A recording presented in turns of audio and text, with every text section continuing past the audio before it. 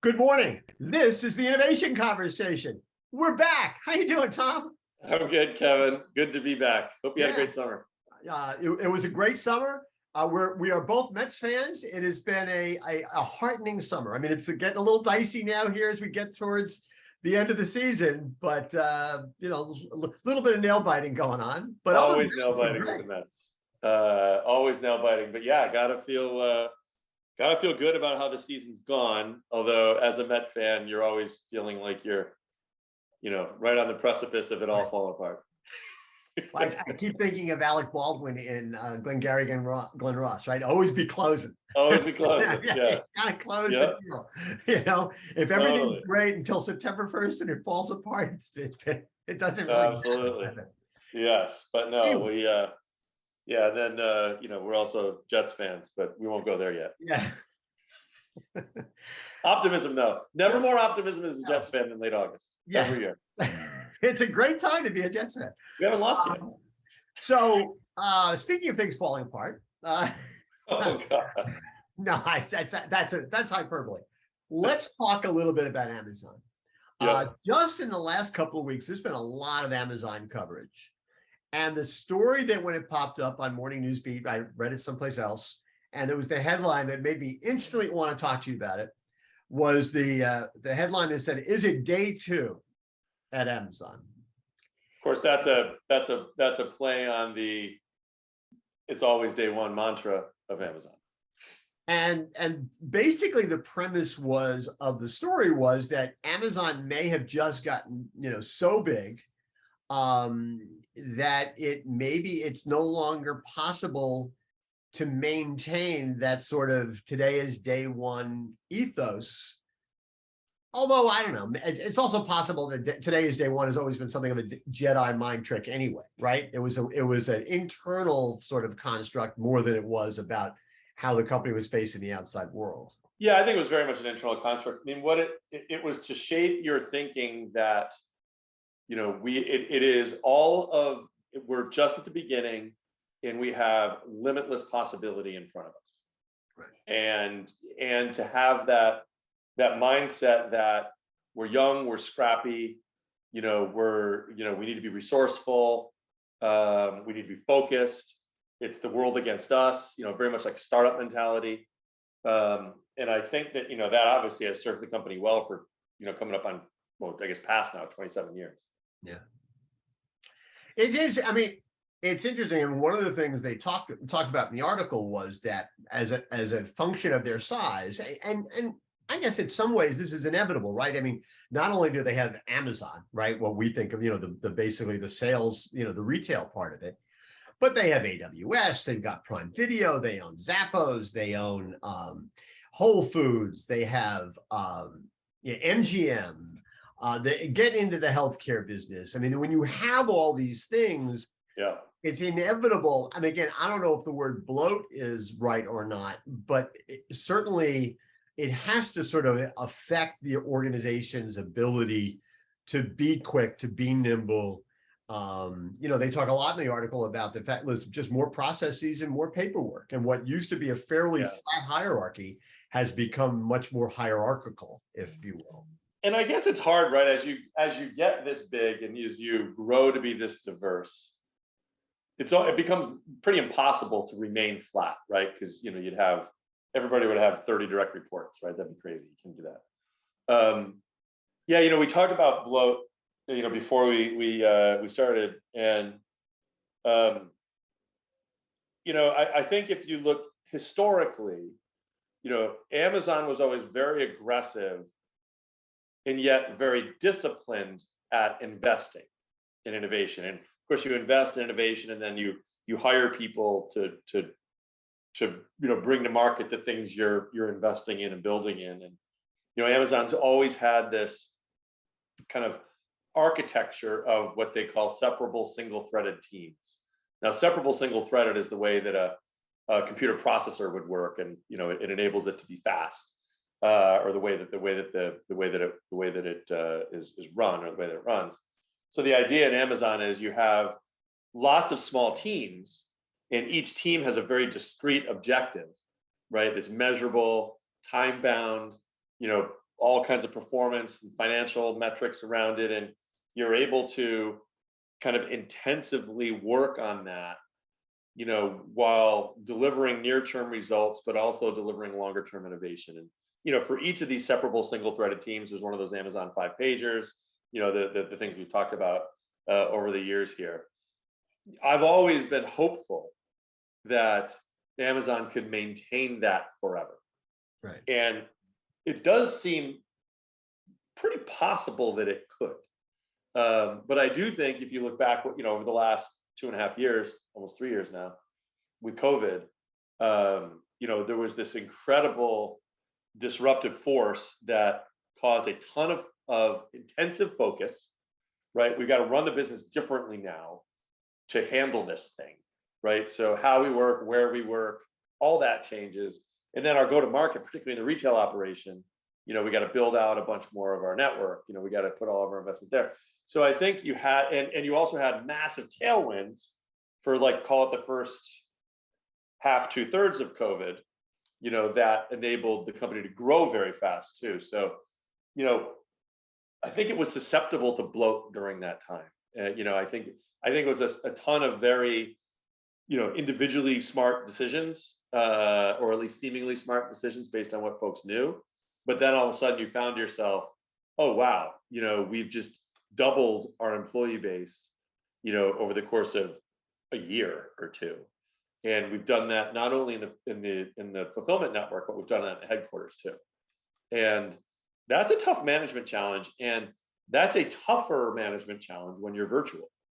Yeah. So, we see in our companies, much tougher to build a disciplined culture and a cohesive culture when you're virtual. It's possible, but it's a lot harder. So, you can have a 2-year, Amazon employee that's never been in an Amazon office, right? That's never sat elbow to elbow.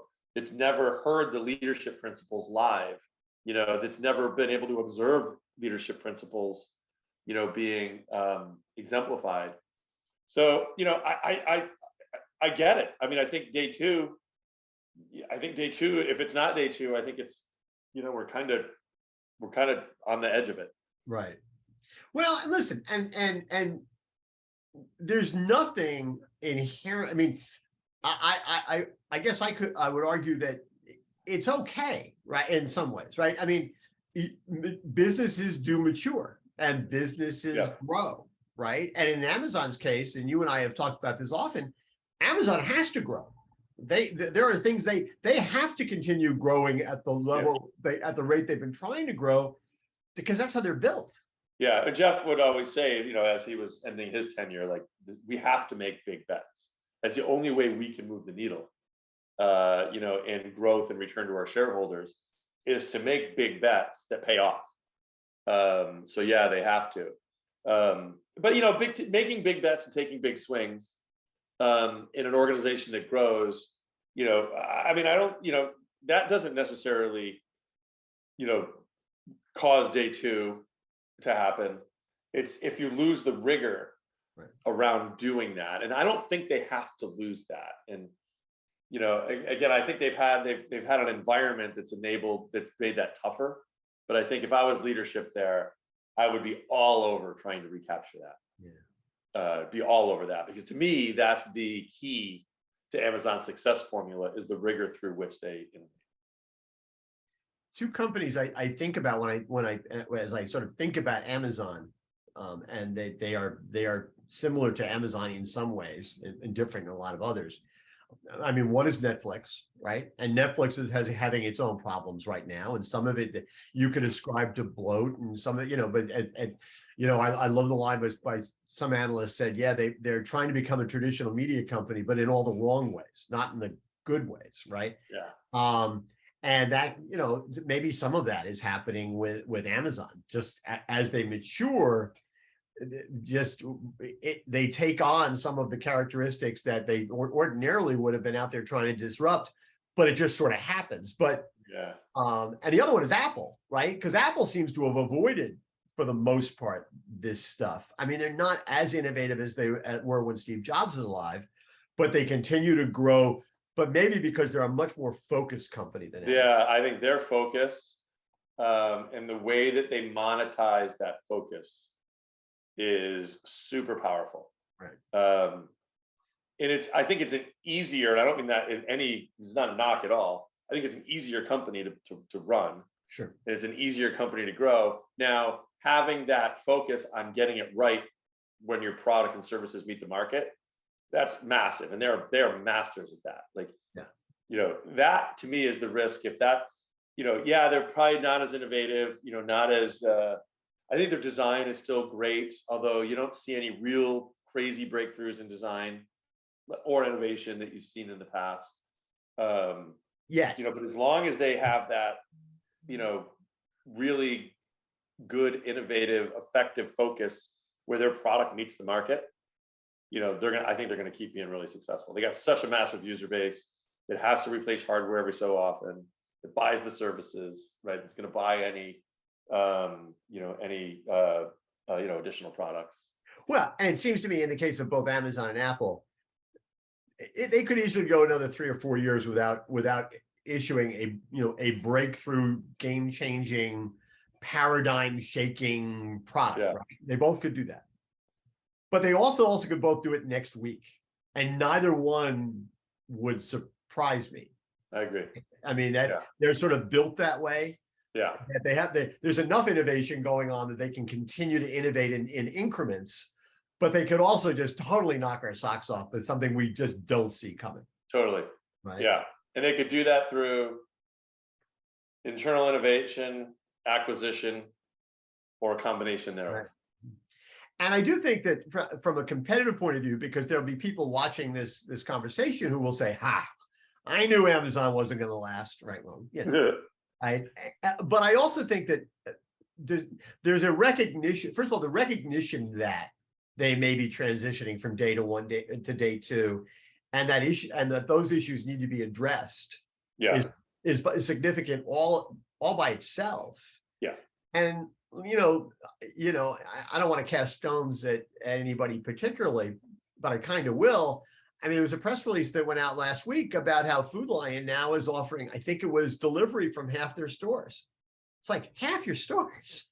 It's like, and then you got Fresh Direct, which is, same company, unfortunately, which is now getting out of 2 markets. And it's like, aren't you going in the wrong direction, or aren't you going not nearly fast enough?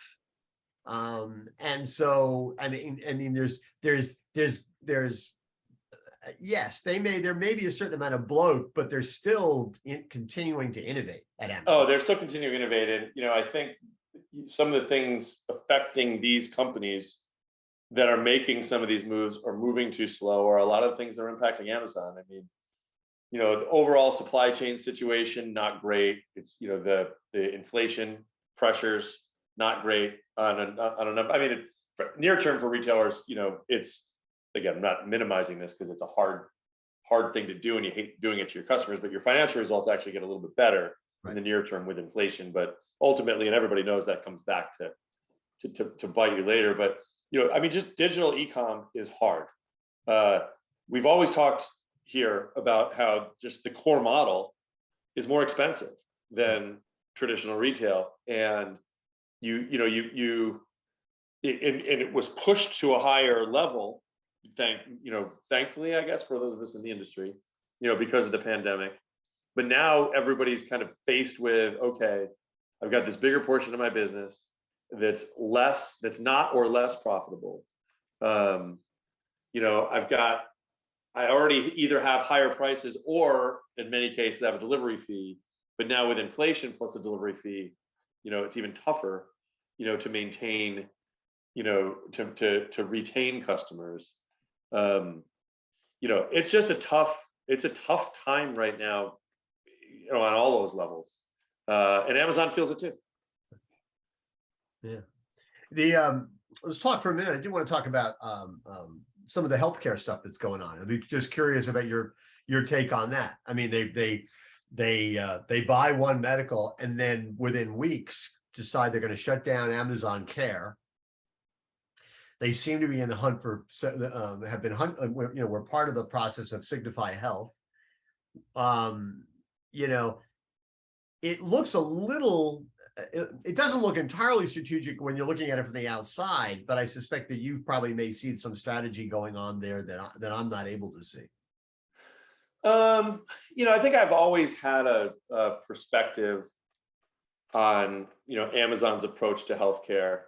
Clearly a perspective on why, right? I mean, Amazon just salivates over sectors that have a lot of consumer spend. So, right, that are very important to consumers, where they put a lot of their resources, that have inefficiencies and or ineffectiveness, and ultimately have what appears to be kind of cost bloat.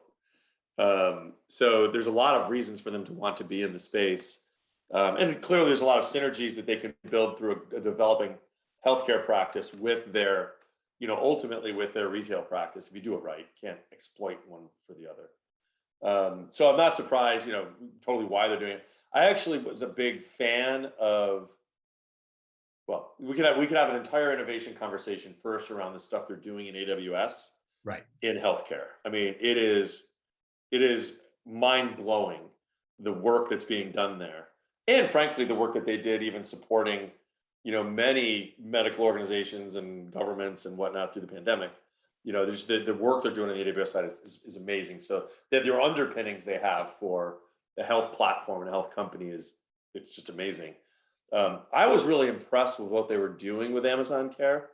For everything I was reading about it, everything I saw, the demos I saw, it looked to be a pretty engaging, I assume effective program or platform, but I don't know.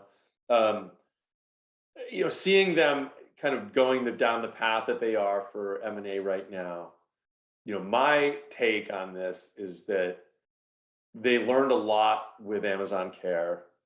They recognized by buying they could scale probably a lot faster, with a lot of things that are kind of proven in those models, and that they could still apply the learnings from Amazon Care in the innovative spirit of Amazon, right, to their acquisitions.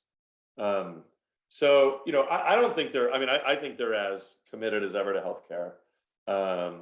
Yeah, I mean, Amazon Pharmacy has not, from the PillPack time through what they're doing with Amazon Pharmacy, that hasn't taken off. So yeah, so I'm not, I'm not surprised to see them invest in something and then, cast it off, in the context of something larger they're going Right. for. Well, they've done that. I think right down to diapers.com, right? They buy diapers.com, they get learnings, and they decide to move in a different direction. Yeah. I mean, that's what a lot of big companies do. It's not unique to Amazon. Yeah, they do that. Although I think, and we'll see in these cases, are these acquisitions they're going to get learnings from? I mean, they will, and then to what extent does what they're acquiring become, a key part of their initiative? So, yeah, I think that I think we still are at day one of Amazon's healthcare initiatives. Is it possible we have almost unreasonable expectations though of Amazon? In other words, in the sense that, they buy PillPack, right? And I mean, they've still got it, but it's not like they've done anything with it that has knocked people's socks off. Amazon Care, they've now closed that down. They've gotten out of the thing that they were doing with JP Morgan Chase and that way they started that a bit ago. Right. And in the same way that with Whole Foods, right? They bought Whole Foods, but there's a lot of stories. It's been 5 years, and it's not like they've radically changed the game or improved Whole Foods, other than maybe in technology. And in fact, Whole Foods, a lot of people would argue, has lost a step. Do we have unreasonable expectations of not only is every acquisition going to be a moonshot, but every moonshot's going to make it to the moon? Is that unreasonable? Yeah, well, I think it's unreasonable. I mean, obviously, Amazon's early track record was everything we saw, right, other than the phone, right? Everything we saw looked good. Right. What you didn't see was the internal innovations, the hundreds of internal innovations that never saw the light of day. Now Amazon's bigger, making these bigger bets. Their bets are more visible. Right. Many bets take years to mature. And Amazon does not mind having a long view. Yeah, I don't think that they've crushed it with Whole Foods at all. I think they're getting a lot of internal learnings from Whole Right. Food. I don't think they've crushed it with PillPack and pharmacy at all. I assume they're getting some internal learnings from that. Um, you know, I've never actually used it, but I get the marketing, on pharmacy, and I engage with it, and it seems like a nice offering. There's a lot of entrenched behavior that that ultimately we're changing there. But Amazon looks at these bets over long time horizons. Right. So people could say today, well, Amazon just hasn't figured out grocery. Like, okay, well, their packaged goods business is probably about $60 billion. So how many morning news beat, readers work for a retail company that does over $60 billion? There are a bunch of them out there, but not that many. Right. Right. So that Amazon in our space, packaged goods is 60 billion. You add their traditional store business on top of that. Granted, it's not growing gangbusters, the traditional store business being Whole Foods. And then you look at their innovation in Amazon Fresh and Amazon Grocery. And yeah, I think, you've had an opinion on their stores, and I share that. I think the stores are not good. I think that the role of the store is not clear, right? It's this hybrid distribution node and customer shopping node, but it's a terrible shopping experience. So I don't think they can flounder here forever, but I think, if 3 years from now or 4 years from now, they've refined these smaller automated formats and Whole Foods is a little more stabilized and packaged goods business keeps growing, you may see an Amazon grocery business that's $200 billion, right, between packaged goods and the store businesses. Yeah. Again, they got a long way to go toward that. And I think they have done the industry a favor by not figuring it out fast. That the industry has had a lot of chance to get it right and to fight back and to retain their customers ahead of Amazon taking them. But, and I think that's probably a really good place to end. People who are competing with Amazon should not be lulled into any sense of complacency, right? Mm-hmm. Because the fact of the matter is the innovation engine keeps going. And if the people competing with Amazon don't continue to rev up their innovation engine and don't make bets, whether they're big or small, and don't try and change certain, if they just try to be, fundamental grocers, they are probably not going to be able to survive the wars going forward, because it's only going to get more competitive, not less so. It's only going to get more competitive. I'm optimistic. I see lots of retailers doing lots of great things in innovation. Yeah, I think you're always going to have a portion of the industry that's laggards, that's just hanging on, that feels like they can be complacent, and those tend to fall out the bottom over time. But I'm optimistic. I'm optimistic that Amazon is going to keep innovating. They're going to end up getting to a much better place. But I'm optimistic that this industry can keep pace pretty well. Tough with the cost structure, a lot of challenges, but figuring it out, getting scale, and impressing customers in new ways, I think is, I don't know. I'm such an industry fan, but I really do feel that we're going to get there. Yeah, a lot of unknowns, though. I mean, economically, culturally. I mean, just the world is in tumult. And I think it is right now, absolutely. But these are times, though, where we've had a conversation on this before summer. These are times where really kind of smart, calculated innovation can really pay off in droves, because there's a lot of reasons you're focusing on the fundamentals of your business now. But if you can peel off just enough innovation capacity and get some wins there, you can really, really benefit from it going forward. And that's a good place to end. As always, it is great to be back. We'll be back on our every other week schedule. So it's great to see you, and we'll talk soon. Look forward to it. Thanks, Kevin. Let's go Mets. Let's go Mets.